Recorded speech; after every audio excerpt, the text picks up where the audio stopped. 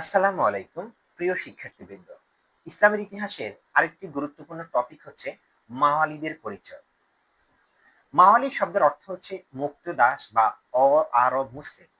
মানে হচ্ছে আব্বাসি খিলাফত কিংবা দেখা যাচ্ছে উমাইয়া খিলাফত কালে যারা অন্যান্য জায়গা থেকে আরব আরবে এসে ইসলাম ধর্ম গ্রহণ করেছিল তাদেরকে বলা হয় হচ্ছে মাওয়ালি। আরো সহজ করে যদি বুঝিয়ে বলি, সেক্ষেত্রে যারা ইসলাম গ্রহণ করেছে কিন্তু আরব অঞ্চলের নয় বা আরবি ভাষায় কথা বলে না কিন্তু মুসলিম, তারাই হচ্ছে মাওয়ালি। উমাইয়া যুগে মূলত হচ্ছে মাওয়ালিরা নানা ধরনের বৈষম্যের শিকার হতো।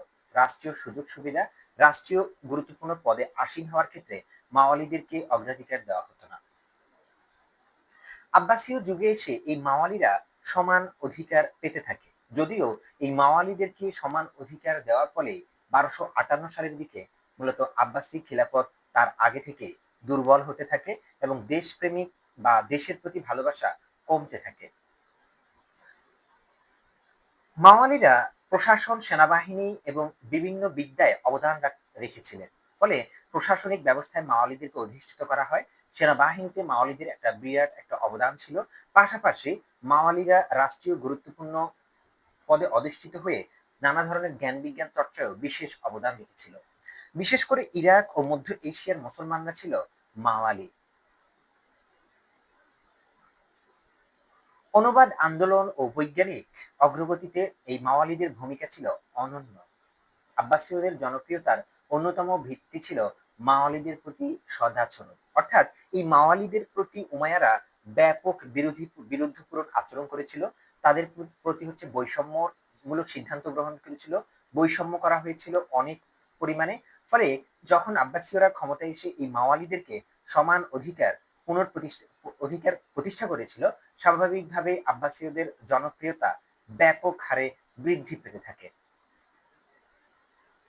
এই মাওয়ালিরাই দেখা যাচ্ছে যে আব্বাসীয়দেরকে যেভাবে প্রথমে মানুষের কাছে গ্রহণযোগ্য করে তুলেছিল, পরবর্তীতে অবশ্য পতনের ক্ষেত্রেও মাওয়ালিদের কিছু অবদান বা কারণ রয়েছে। দেখা যাচ্ছে আবু মুসলিম খোরাসানির নেতৃত্বে মাওয়ালিরা আব্বাসি বিপ্লবে সক্রিয় অংশগ্রহণ করে।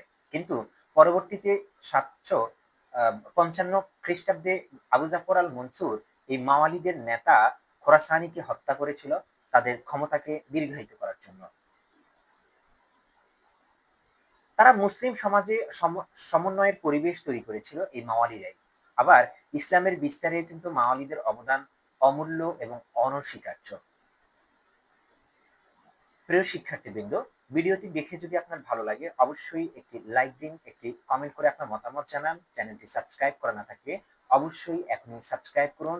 পাশাপাশি যারা অনার্স প্রথম বর্ষ রয়েছে এবং ইসলামের ইতিহাস বিভাগে রয়েছে অথবা যে কোনো বিভাগে রয়েছে, ডিগ্রি প্রথম বর্ষ রয়েছে বিভিন্ন ইয়ারে, তাদের কাছে চ্যানেলটি পাঠিয়ে দিন, ভিডিওটি পাঠিয়ে দিন, কারণ তাদের এই ভিডিওটি টপিকটি কাজে লাগবে।